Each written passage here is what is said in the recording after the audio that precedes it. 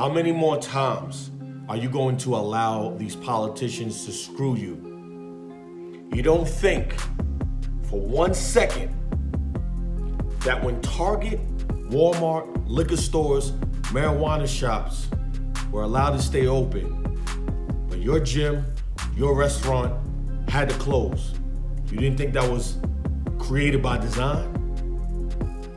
When these companies like Amazon made record-breaking profits and you had to close down, you don't think that was created by design? Corporate landlords are buying up apartments in New York City, pushing out families that have owned these buildings for decades. One neighborhood where this has become especially common is the East Village, and longtime residents aren't happy about it. Arthur Chan spoke with some of them about why they're so concerned.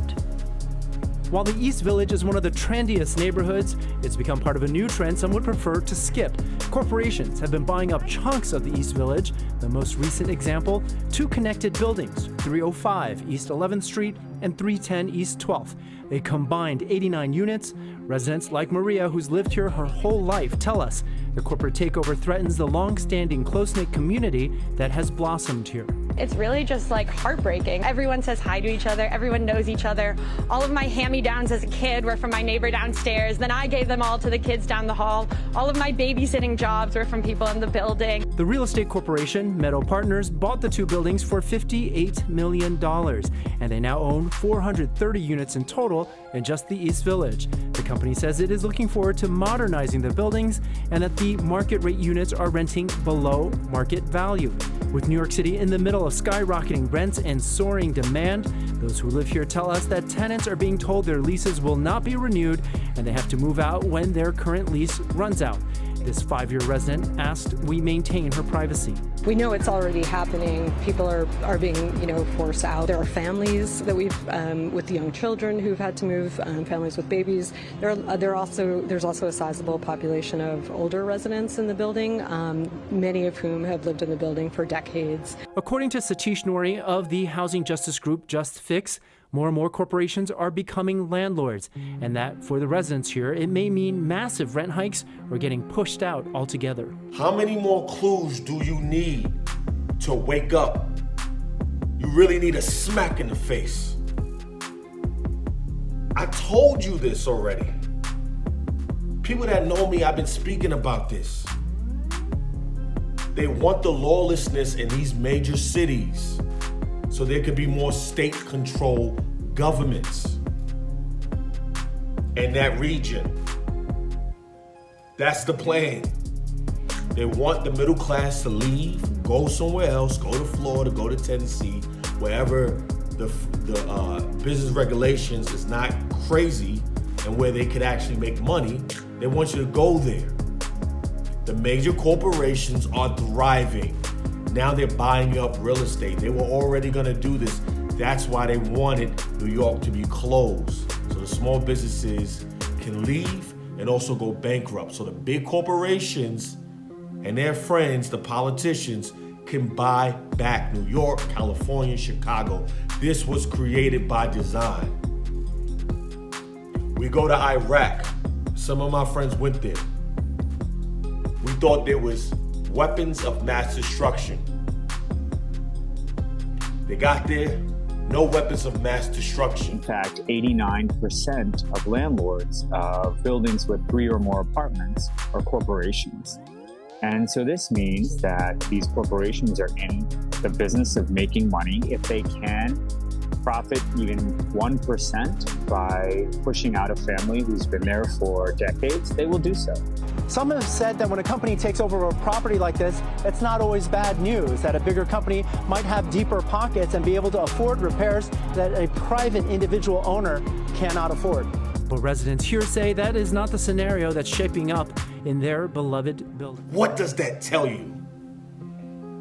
What does that tell you? New York is only going to be for the rich and the poor. That's it. The rich and the poor, the haves and the have-nots. Student loan debt, inflation, all these new laws you got to follow.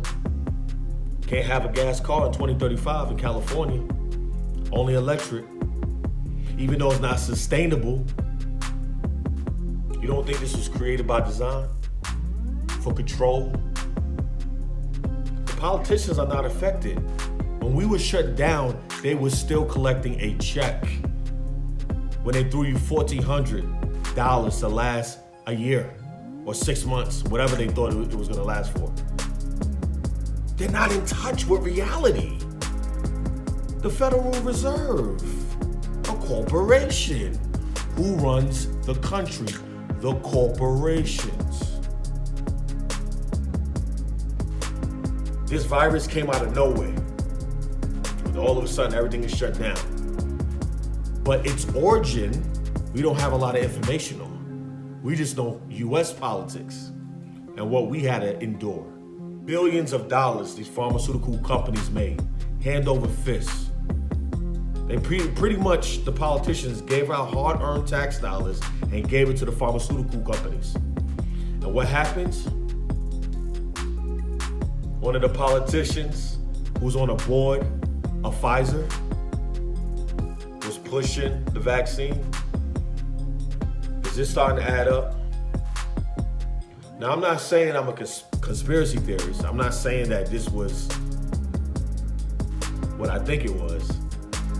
But it makes you wonder. It questions your sanity.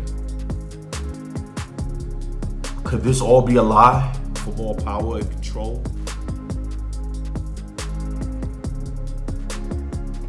I don't know. It's called Wag the Dog. Look over here while I'm doing this over here. This is you, depressed, sad, waiting to get another job, to make some more money, waiting for that stimulus check, waiting to feed your family. While the pharmaceutical companies were making hand over fist profits, record-breaking profits, all the corporations. Walmart, Target, the essential stores were able to stay open, but mom and pop businesses, which is the heart, the beat of this country, had to close. You don't think that was built by design? You don't think that was built and created for a reason? New York City will never learn. They don't realize it. The governor, the mayor of New York, they want rent to go sky high because it's going to be the haves and have-nots. Corporations are buying up this property now. You heard what that woman said in the clip. She knew everybody in the building, everybody's friends, family. She grew up there.